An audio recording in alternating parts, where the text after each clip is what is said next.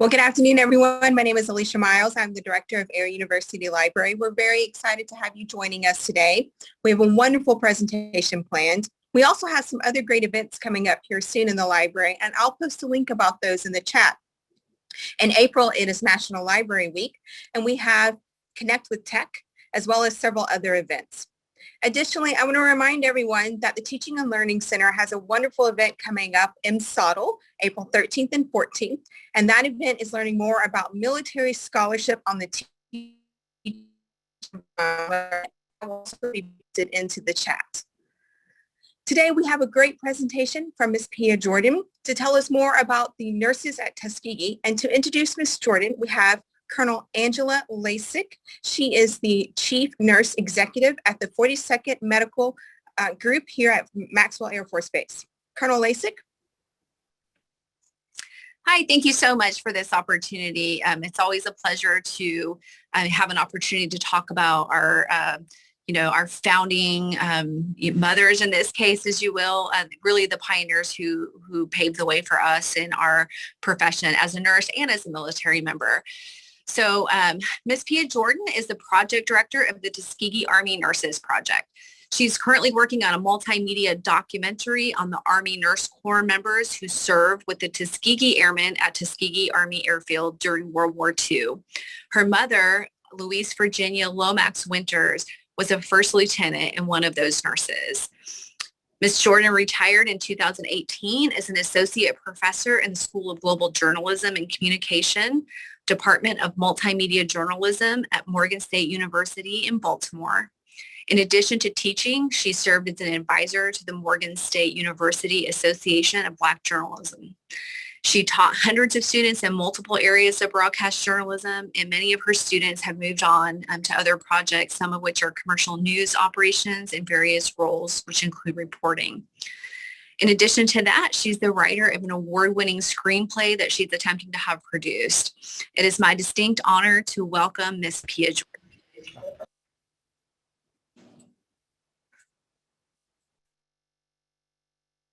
Hello, everyone. Can you hear me now?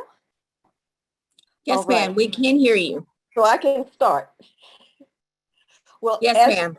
All right. Well, as you've heard my name, Pia Jordan. I'm the daughter of First Lieutenant Louise Virginia Lomax, and my mom served in the Army Nurse Corps from the early 1940s to early 1950s. Now, she's considered one of the documented original Tuskegee Airmen, or who they call DOTA.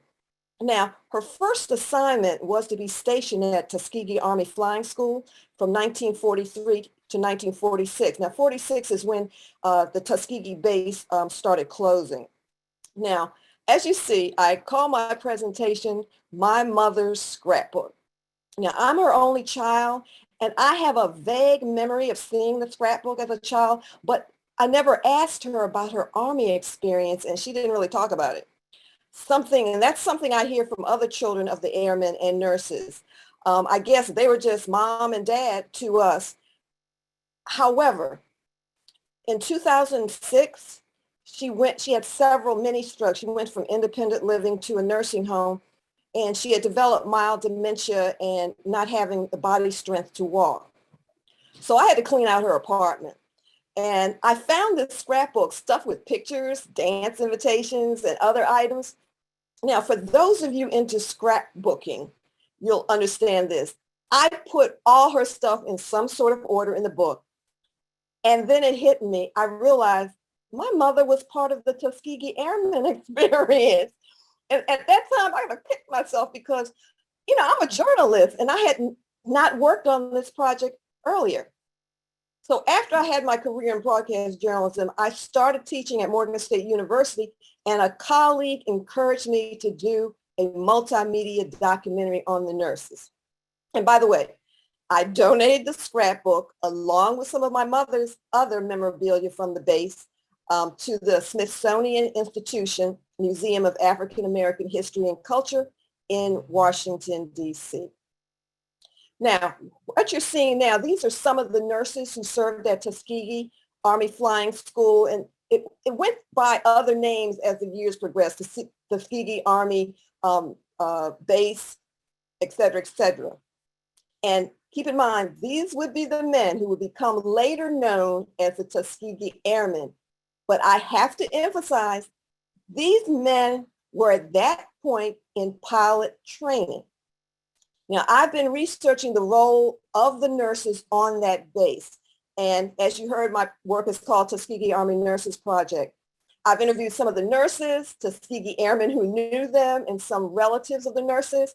My research has taken me to Virginia, California, Maryland, New Jersey, and archives in DC, Detroit, Salt Lake City, Utah, Riverside, California, Montgomery, and Tuskegee, Alabama. But I have to clarify something. My research is only on the 28 nurses who were stationed on that base from today, 80 years ago, March 29th, 1942, to around the summer of 1946. Of course, there were other nurses who cared for the airmen at other bases, but my research is only when the pilot cadets were in training at Tuskegee Army Flying School and in Tuskegee, Alabama. So I have found, and I'm not giving you a history about the Tuskegee Airmen because I'm assuming everyone knows their story, but you might not know the stories of the people who also helped them. Now, there was a Tuskegee Airman called Charles Dryden, He was married to one of the nurses, and at one time he wrote a book, A-Train, Memories of a Tuskegee Airman. In that book, he wrote, and I quote, "For every Black pilot, there were 10 civilian or military Black men and women on ground duty." He went on to write that there were heroes, the men who flew aloft and the men on the ground who kept them flying. And there were heroines, some in uniform as nurses. Now, to set the stage for this, in the late 1930s, there was war overseas in Europe. The United States hadn't been involved. However, it looked like war was coming. So there was an opportunity, hopefully, for some of the Black nurses to be involved in the militaries. Now, these nurses might not have had that opportunity if war had not been declared on Japan after the Japanese attacked Pearl Harbor on December 7th, 1941. That war declaration put us in World War II against Germany, Japan, and Italy. Now, but more than a year earlier, President Franklin Delano Roosevelt had been part of a White House conference on Black participation if the United States went to war. Some Black organizations were at the meeting, the National Association for the Advancement of Colored People, and they came out with a press release on October 5th, 1940, of details of that White House conference on Army-Navy industry discrimination against Negroes revealed. And this had the memo of requests they had to the president. One of the group requests included adopting policies and development of techniques to assure participation of trained Negro women as Army and Navy nurses, as well as in the Red Cross. Not mentioned now, the American Red Cross was the recruiting arm of the Army Nurse Corps. Here's what the president said. The president stated that the plans for the use of Negroes in these capacities, nurses, medical field, had not yet been developed. Now, as I said, that was 1940. We had not gone into war, World War II yet. Now, you can imagine, it was hard enough for white women to be in the Army Nurse Corps in the male-dominated Army. So you can imagine to be a woman and Black made it even more difficult. Now, you understand, to join the Army Nurse Corps, you had to be a member of the Red Cross, as I was mentioning, a Red Cross nurse. And that is the group that evaluated the credentials of all candidates. However, to join the Red Cross, you had to be a member of the American Nursing Association. That organization didn't take Black women in some states. So you can imagine African-American nurses from the South, and my mother was from the South in Virginia, they had a dilemma. However, there was an organization, the National Association of Colored Graduate Nurses, And that group was a lobbying group. And they were trying to get Black nurses into white hospitals and the military to see if Black nurses could be hired there. At that time, Mabel Stoppers was its executive secretary, so that some Black nurses could join the Red Cross. That organization served the purpose of providing a national organization membership for Black nurses. Now, to be in the Army Nurse Corps, you had to be a citizen of the U.S. or a friendly country. Initially single, but later married, 22 to 30 or up to 45 years old for a reserve nurse, good moral character and in good health, high school graduate. This is very important. You had to be a nursing school graduate and a registered nurse. And preference was given to applicants who were members of their alumni association. So if you met the qualifications, the Surgeon General was the one who made the appointments with the approval of the Secretary of War. And the nurses went in as officers, starting as second lieutenants, which meant, and this is very important to most people when I tell them this, they like, I didn't know that. These nurses were second lieutenants. The airmen were in pilot training. They were pilot cadets. They had no rank. So the men had to salute the nurses because the nurses were officers and the trainees were not. Let that sink in. Now, but as you see from this letter, and I had it up a while so you could read it, my mother was having trouble being called up for service. She was first sent by the Red Cross to North Carolina. And she contacted the National Association of Colored Graduate Nurses, NAGCN, to be sent elsewhere. Because as I understand it, some nurses sent to North Carolina may have been discouraged from staying, like there wasn't anything for them to do. So she contacted this association in New York. And as you see from this letter, the executive secretary wrote back that she was turning her letter over to the National Nursing Council for War Service as another evidence of discrimination. Now, I'm happy to say that later that month in 1943, she was appointed to Tuskegee Army Flying School Station Hospital. Now, this is pretty major. Initially, there was a quota of around 56 Black women who could join the Army Nurse Corps. Okay? This is basically before war was declared. By July 1944, the quota lifted, and now 247 out of, there were 9,000 Black graduate nurses who would have been available for serving. But by the end of World War II, 500 to 600 Black nurses had served in the Army Nurse Corps as opposed to 50,000 or more white nurses. 500 to 600 Black nurses allowed to be a part of the Army Nurse Corps, 50,000 or more white nurses. Again, Black nurses were restricted to caring for Black soldiers in a segregated station hospital, German and possibly Italian prisoners of war. Now, as more and more nurses were needed for the war effort, I can imagine the threat of drafting white nurses who would serve Black soldiers probably encouraged the Army to increase the number of Black nurses from the initial 56. Now, I'd like to introduce you to Dr. Cyril Byron. He was from Maryland. Actually, he lived a couple of miles from where I used to live. He was an armorer at Tuskegee Army Flying School. He was trained to put ammunition on the planes. And even though he wasn't an actual pilot, he's still considered a Tuskegee Airman. Now, he understood that his peers could not socialize with the nurses because the nurses were officers, as he told me, and only hung out with officers. Now, in an interview with him, he talked about how the effect it had in knowing that Black nurses were on the base. It was a good effect, good to know they was in. You know, we knew of the segregation that went on. And if I got sick, it was good to know there was a nurse sitting there who I know is going to take care of me. Not push me on the side or, work with me because you had to. They worked with us, not only with us, they had to as a nurse, but because we had more feeling for them as they were had for us. And I talked to other pilots. I mean, this is after they graduated and this is years later.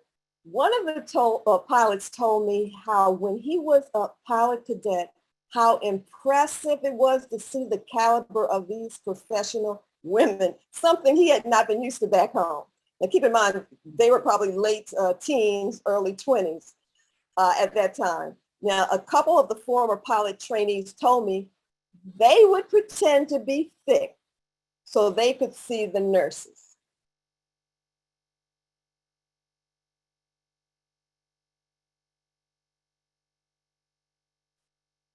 Now, I mentioned earlier that you had to be a nursing school graduate to join the Army Nurse Corps. So the schools had to have approved standards, which included attachment to a hospital. And they had to have 3 years of course training, including medicine, surgery, obstetrics, and pediatrics. Now, keep in mind, in 1943, according to the book, Black Women in the Armed Forces by Jesse Johnson, only 14 schools, besides those established primarily to educate Black people, accepted Blacks for nursing training. My mother attended one of those schools, the St. Philip Hospital School of Nursing in Richmond, Virginia, which was part of the Medical College of Virginia. And as a matter of fact, 3 of her alumni sisters were also on that base. Now, according to Mabel Stoffers, and she's the one who sent my mother the letter, she wrote a book, No Time for Prejudice. Nurses were forced to attend 29 Negro schools to study nursing. Those schools included St. Agnes Hospital in Raleigh, North Carolina, Lincoln Hospital School of Nursing in Durham, North Carolina, Harlem Hospital School of Nursing in New York, Freedmen's Hospital Training School for Nurses in DC, Lincoln Hospital School of Nursing in New York, Hampton Institute School of Nursing in Hampton, Virginia, and there are probably more. Now, the nurses then who arrived at Tuskegee, they came from either civilian hospitals like Freedmen's Hospital in DC, Charity Hospital in Louisiana, or Harlem Hospital in New York, or the military hospitals.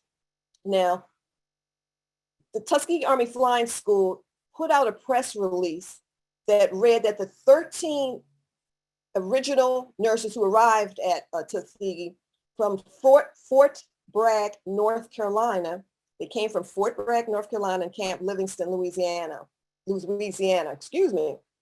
It was also mentioned that these nurses were from some of the most outstanding nursing schools in the country. And for those of you who are nurses, you know it's not easy.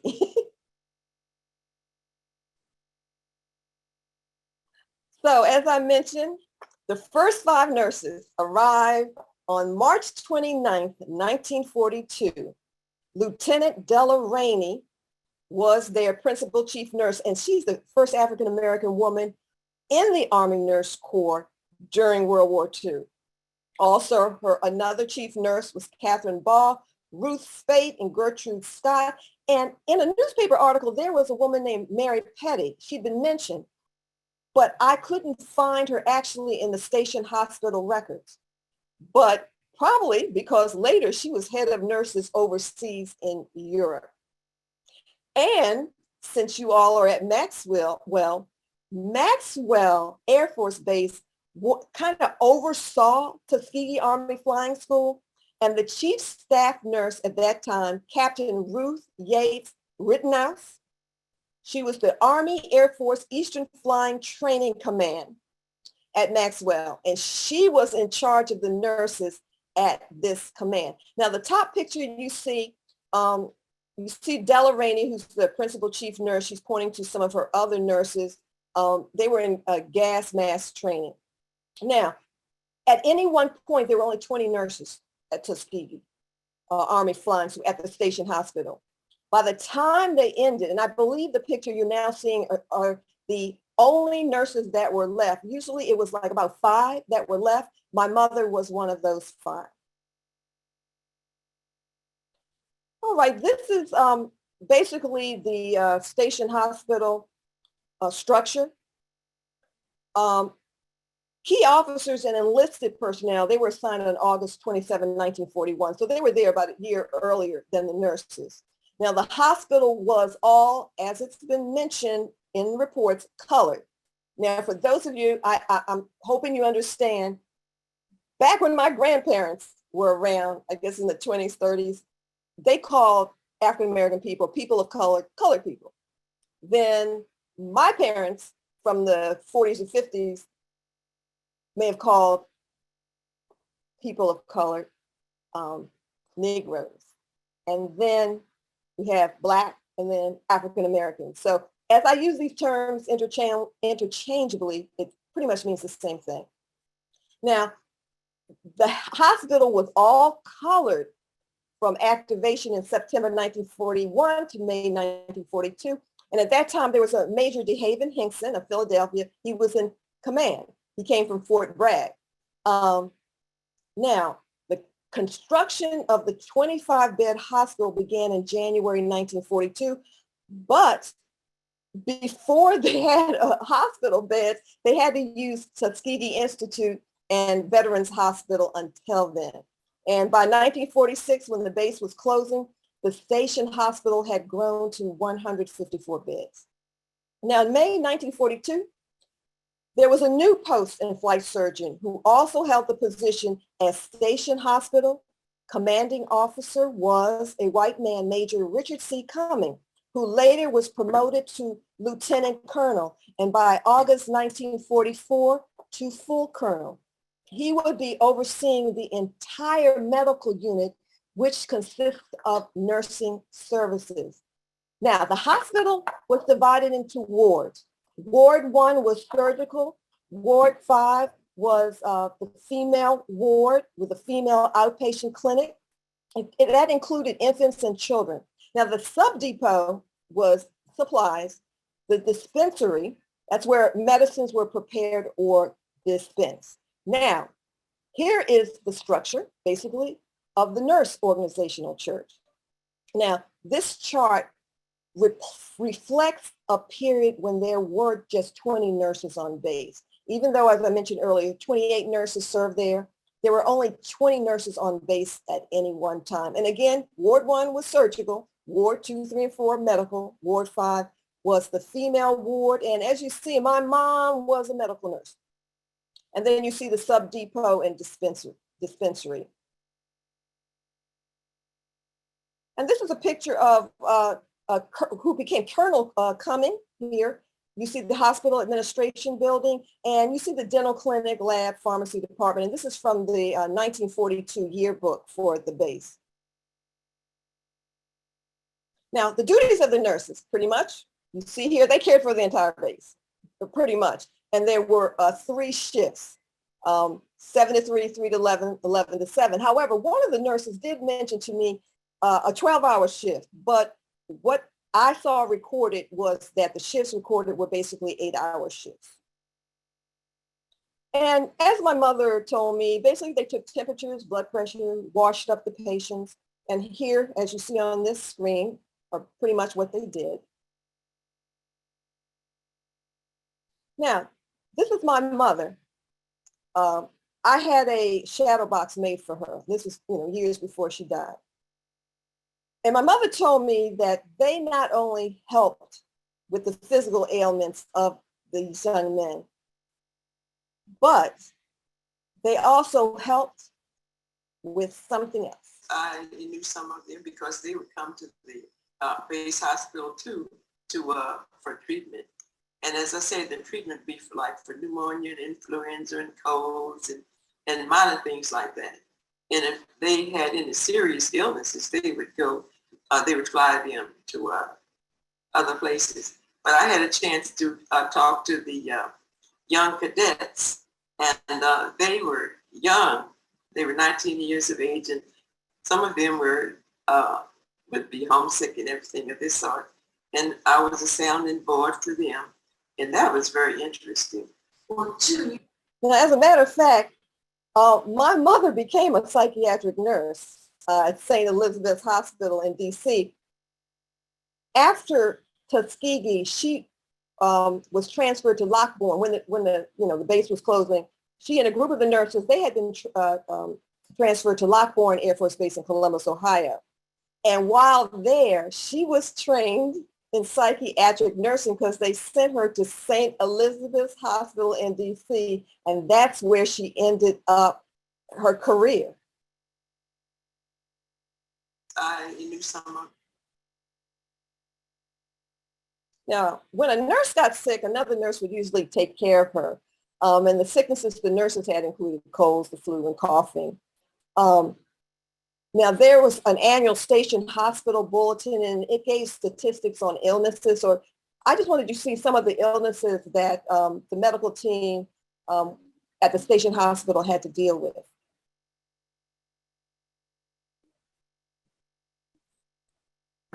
Okay, let me let you look at this, the surgeries and practices.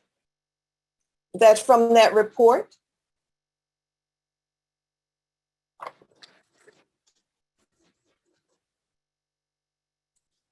Okay, now this is in 1 year, 1944, the number of cases at the station hospital. And as you can see, quite a bit.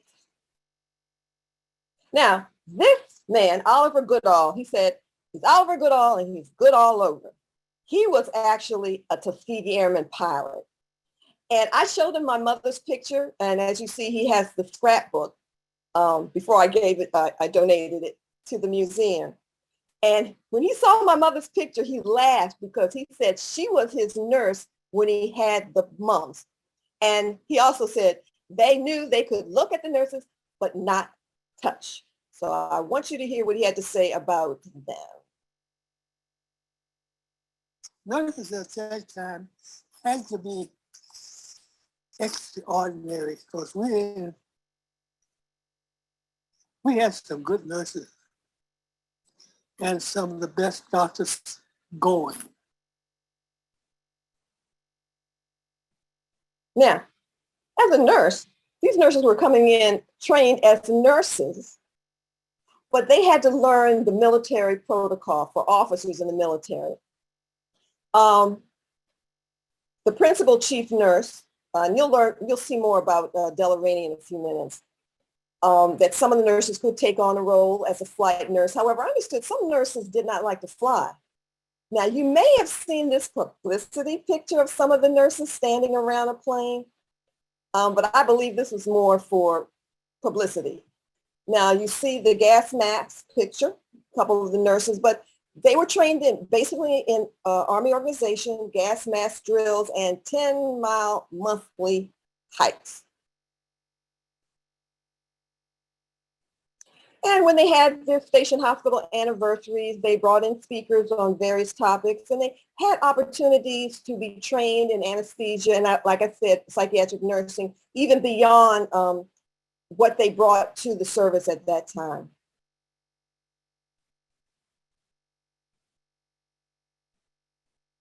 And I just wanted to show you some of the uniforms that the nurses wore. Initially, they were issued 12 regulation white uniforms, 6 caps, brown and white striped seersucker dress jacket and cap for overseas duty. Now, the dress uniform initially was blue, but then it changed to olive drab jacket and skirts, combination worn with the khaki colored blouse. Unfortunately, I did see my mother's uniform. She once opened up her trunk and she showed me it, but it had dry rotted. So when I gave, what I gave to the Museum of African American History and Culture were the buttons off the uniform. Okay, and you understand the visored cap of the ladies who, when they were in more formal attire, there would be a caduceus superimposed N for nurse corps. And from Tuskegee Army Flying School's PR department, they had this note: coveralls worn by nurses are very much like the ones worn by cadets. And a recent order issued by the Supreme General, Surgeon General, excuse me, he requested that everyone remain in uniform for the duration and 6 months after it's been carried out on a certain post. So for instance, they had first gone from blue, then they were going to green, khaki, but it took a while for all this to take place. So they had to keep in the uniform that they had at that time for 6 months. And for formal affairs, they were allowed to wear evening gowns. And their outdoor field uniform was two-tone, initially blue cloth with maroon piping. And chief nurses wore one band on their cap. I mean, second lieutenant nurses wore a band on their cap, and the nurses, excuse me, I just need a break. The nurses who were principal chief nurses, they had a couple of black bands on their caps.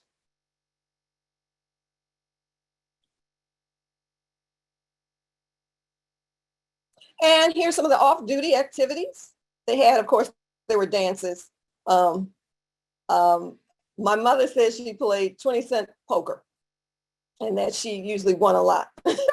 But they had also stage and radio stars come through, choirs, Count Basie, Louis Armstrong, Lena Horne was there. And then the medical detachment, they would have what they call smokers, and they would have bridge, pinochle, ping pong, billiards, checkers, and chess. Now, as I mentioned, the nurses came in as second lieutenants. And then my mother became first lieutenant, and then a captain, but the nurses would go on. Now, the annual salary for a second lieutenant was $1,800. First lieutenant, $2,000. Captain, $2,400. Major, $3,000, and $3,500 lieutenant colonel. Now, it was 70 cents per day subsistence allowance, for which deductions were made for laundry and service.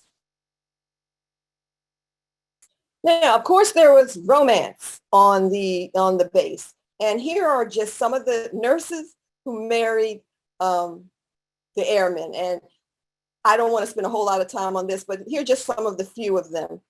And I'll tell you more a little later as I show you the pictures of each individual one. But let me do this first. I asked my mother, why did she marry one of the airmen? She said, they were sick.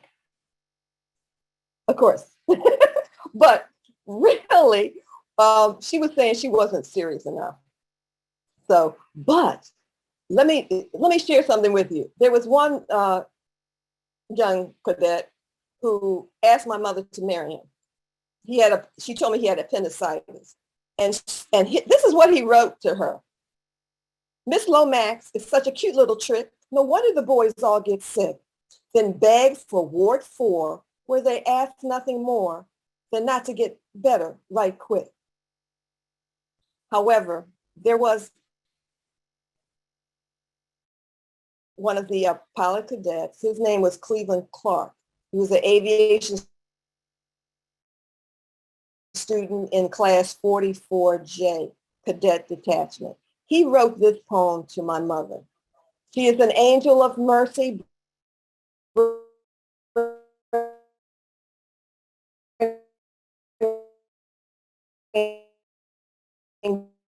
joy, but oh, suddenly the lights are dim when she leaves for heaven each night. Gee, I hate to see her go, though time says we all must part. Now she's leaving, but she'll never know that with her, she'll be taking my heart. I just thought it was so marvelous. Now, the woman you are seeing now, that's Irma Cameron. She was the one married to Charles Dryden, who was one of the pilots. The story of her romance was part of a book, and I'll probably tell you a little later. Tom Brokaw wrote a book about the greatest generation. And of course, her husband, Charles Dryden, in that book, A-Train, talked about their romance, their marriage. But after about 30 years of marriage, they did divorce. But the first night she got to Tuskegee with two of her classmates from school in Harlem, in New York. She was a New Yorker. She describes what happened. And so I'll let her tell the story. That evening, you just wanted to get bathed and get in bed and get some rest, get some sleep. And all of us felt the same. Well, the three of us who would travel together felt the same way. And we decided that that's what we were going to do for the evening. But somebody, somehow or other, Richie, Mary Rickard, we called her Richie, and Dunkley had heard about this affair that was being held for the 99th Fighter Squadron because they were leaving that night. And they decided that, they'd like to go, but I was just completely worn out and I elected not to go. And before I could get to sleep, there was a knock on my door, and it was Captain Rainey telling me that this was not a request, this was a command. And I would go to the affair for the 99th that evening. So I did go to the affair for the 99th that evening and changed my whole life, of course. All right, I'd like to introduce you to the 28 nurses of the Tuskegee Army Flying School, Tuskegee Army Air Base. Here's Della Rainey. She was known as Ma Rainey, and she was the principal chief nurse. And because she had to lead these women into a career where they would be discriminated against because of their gender and their race. She was born in Suffolk, Virginia, and she also considered Detroit, Michigan her home. She was a graduate of the Lincoln Hospital School of Nursing in Durham, North Carolina. All right, Naomi Bernice Bell. Well, she was known as the sweetheart of Tuskegee Air Force Base. She was a surgical nurse. She was a graduate of the University of Georgia Nursing School. She had a really illustrious career in the military. She stayed in quite a while, but she died in 1975 of breast cancer. And next, you see my mother, Louise Lomax. She was from, as I told you before, Nottoway County, Virginia, from the 1942 St. Philip Hospital School of Nursing. Della Bassett, she was also a schoolmate of my mom, but she was in the 1941 class of St. Philip, and she was from Brookneal, Virginia. She was a surgical nurse. Catherine Ball, she was one of the chief nurses under Della Rainey. And she too was from Virginia, and she was from the Lincoln School of Nursing in New York. Our next nurses, Ruth Faulkner. She was born in North Carolina in 1915. She was a 1942 graduate of Lincoln Hospital School of Nursing in Durham, North Carolina. Now, she was promoted to first lieutenant in 1942. And when Della Rainey was promoted to captain and she was sent to another base, she became the principal chief nurse. Norma Llewellyn Green, she was also an alumnus of St. Philip, the class of 1936. Her hometown was Elkins, West Virginia, and she was one of three of the nurses who were transferred to Liberia. There was a rubber plant there during World War II. But there's also, she was involved in a situation with a bus driver in Montgomery. But I want you to, I want you to go to my website, and I'll tell you a little bit about an upcoming book where you can read more about her situation. Now, Beatrice Hill, Hampton University School of Nursing graduate. She became a chief nurse too when they went to Lockbourne Air Force Base. She shared that position with another nurse who was Elizabeth Dozier, but I'll tell you about her in a moment. Frances McLeod, when Faulkner left the service, she became the chief nurse on base.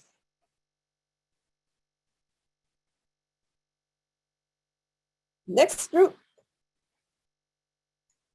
Gertrude Scott. She's known as being the first nurse who had the first baby.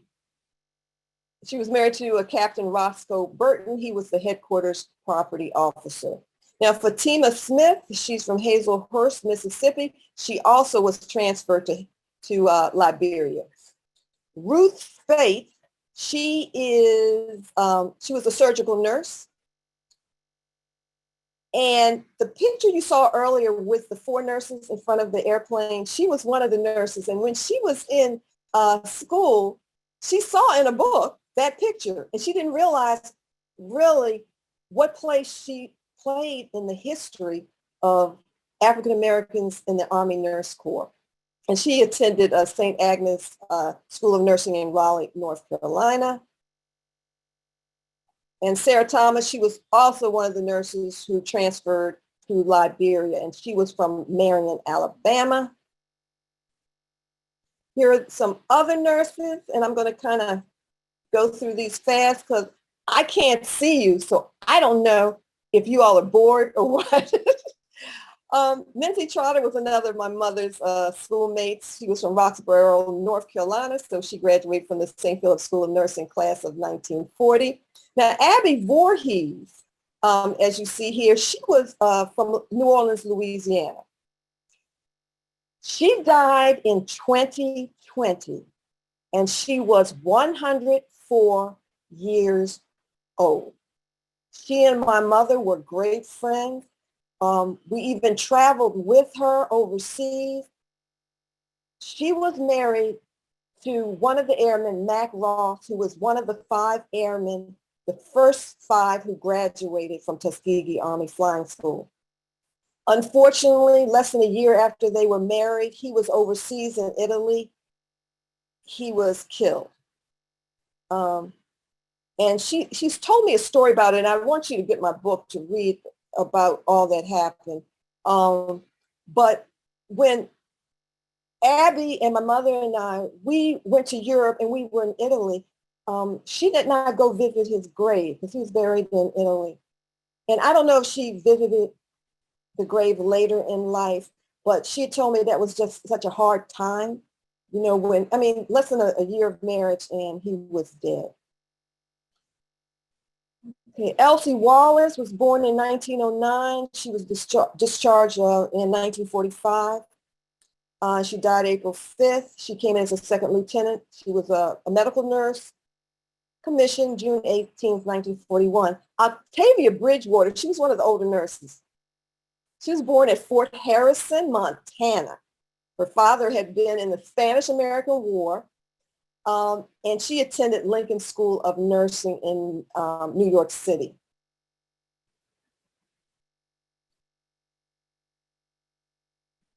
Okay, Elizabeth Dozier, she was a widow.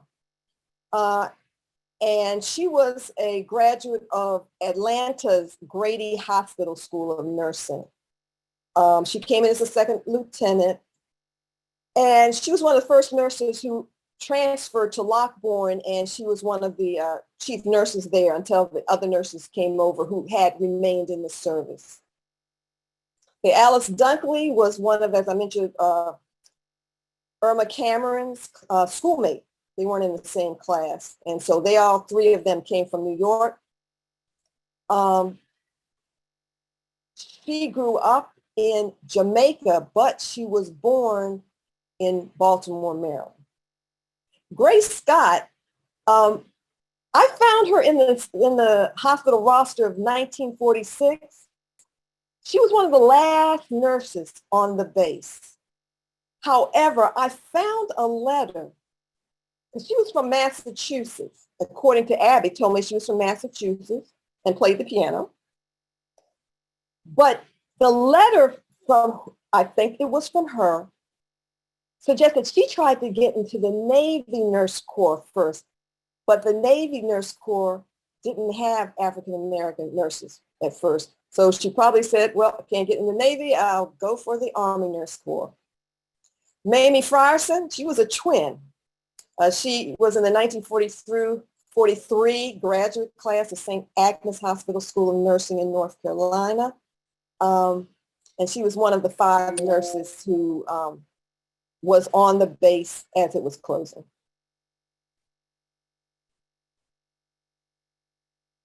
Okay, Alice Benford was my mother's roommate, and she was from Virginia too. And she also went to Lockbourne after Tuskegee was closed. Mary Ricards, she was, her nickname was Ricky, and she was also at Harlem Hospital School of Nursing. Ruth Carter, born in 1907, she from Freedman's Hospital Training School of Nursing in DC. Now, one thing about her, and if you don't know the history of Charles Drew and blood, she worked with him at the hospital. And I have a letter that he sent her pretty much congratulating her on being in the military and how they missed her. And then Irma Cameron, as I told you, that you heard her speak about her romance. She was from New York. She was at Harlem Hospital School of Nursing. That's where she graduated in the class of 42.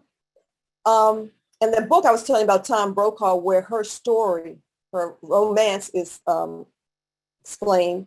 It's called An Album of Memories, Personal Histories from the Greatest Generation by Tom Brokaw. And then, of course, I mentioned A Train, Story of a Tuskegee Airman. That's by her former husband, Charles Dryden. And her parents were Jamaican.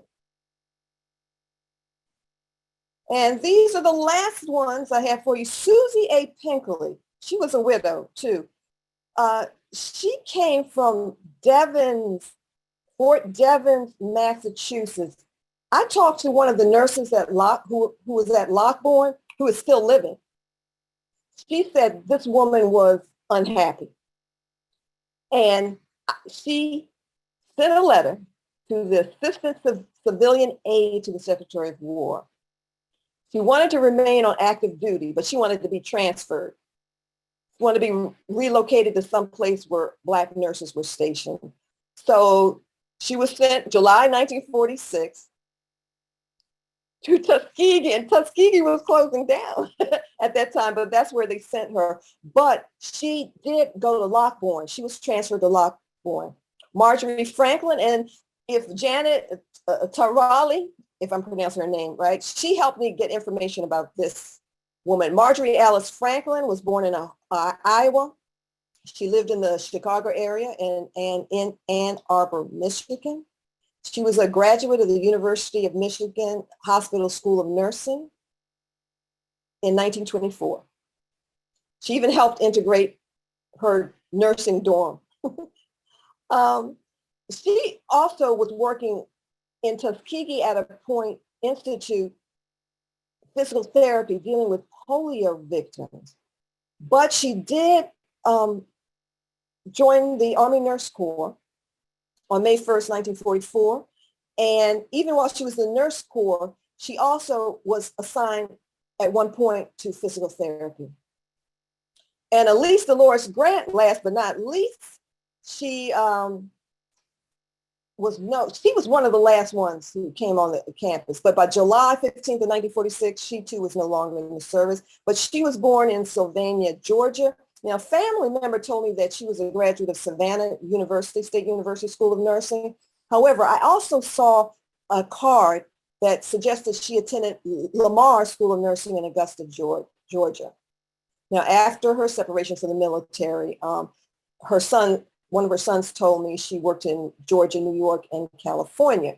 Now, the last word, we're going to hear from Abby Voorhees Ross, and she married a DeVurgis later in life.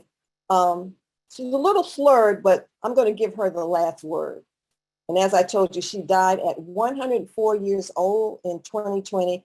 I interviewed her when she was in her 90s. It's really a camaraderie that it could never repeat itself, really. God bless them all. But we all dying out one by one. It's fun. And this was the slogan of the nurses, which brings us to the end of my presentation. But I wanted you to see the resources that I use in the past 12 years of getting the information, doing research about the nurses. Now, if you ever want to get in touch with me, here's my contact information. But I ask, it's better not to send me a letter at that post office box, because I only go to that post office box probably every 2 or 3 years. But if you want to learn more details about each of the nurses, because I couldn't go over everything here, this is my website. And New South Books out of Montgomery, Alabama, is going to publish my book about the nurses later this year. So keep a watch for that. And that is it. And I'm going to, I guess, stop sharing.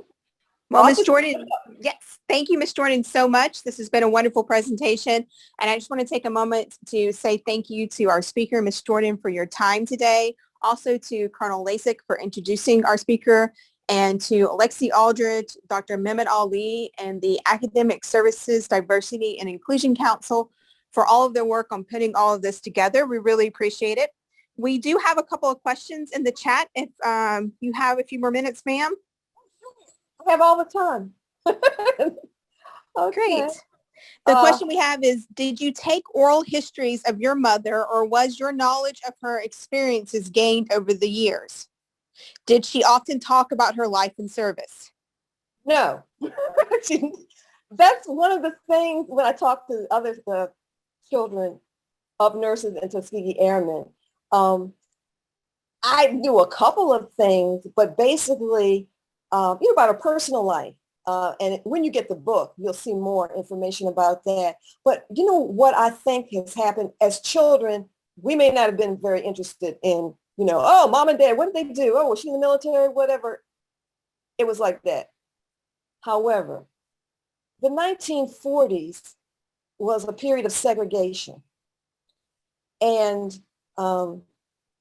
it might not have been very pleasant for those who were in the military, because here you were in Tuskegee, Alabama, in a city where probably most of the people didn't want you there, and you were African American with guns.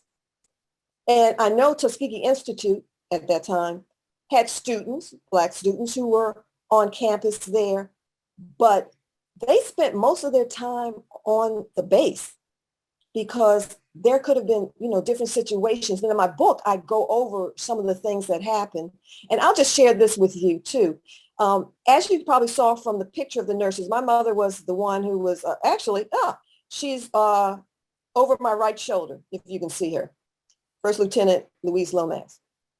She was a light-skinned African-American woman. So she told me she could go into the town. And I guess people thought she was white. So she could go around, but that was not always the case for her other sisters. There were about 3 or 4 light-skinned African-American nurses, but other nurses may have had difficulties. And in my book, I outlined some of the situations they found themselves in. Speaking of situations they found themselves in, we also had a question that said, weren't the relationships and marriages considered fraternizing? I guess not, because they were allowed to marry, and Irma Cameron and her husband, they were married on base. But see, the thing is, once they were, some of the people who worked on base who had rank, they would have developed relationships with them. But the pilot cadets, the ones who they were trainees, they had no rank, they would not have allowed fraternization between the officers and the cadets. Okay. We had a comment, presentations like this can help to correct the sad truth that traditional American history teaching ignored or at least greatly diminished the contributions of women and African Americans. So several comments talking about how great this history was and really appreciated learning more about it. Can I mention one thing too on that note? Just imagine when the nurses and all the people who worked on that base and the future airmen, say for instance, they had all blown it. that the nurses were incompetent, the airmen, they couldn't fly the planes.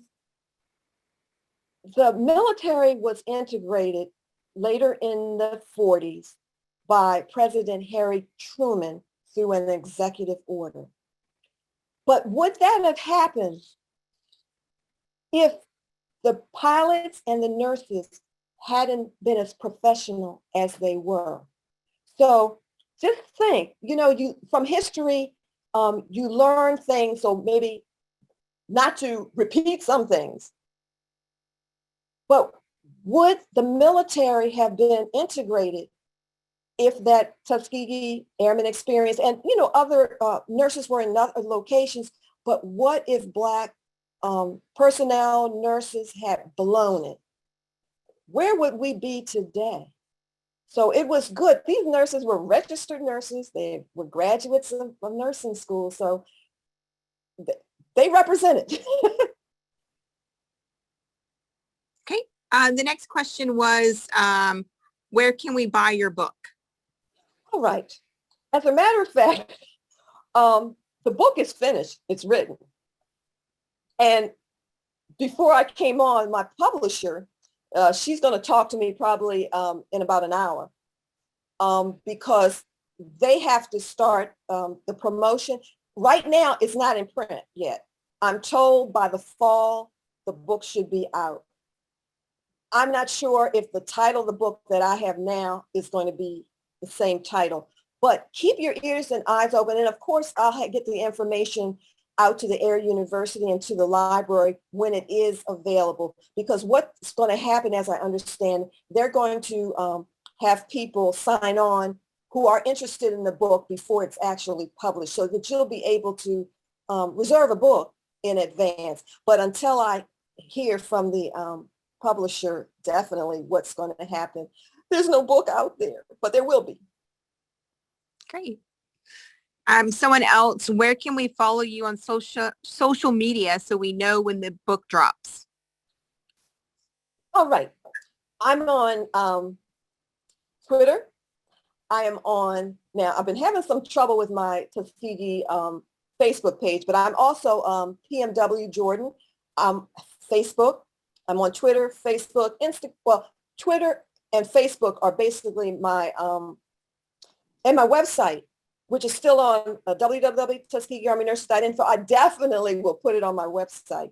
But if you follow me on social media, Facebook and Twitter, I'm going to make sure you get the word. All right. Does anyone else have any other questions in the chat? Or I know we have a room downstairs with a couple people in it as well. Yeah, bring them on. Bring them on. I'm ready.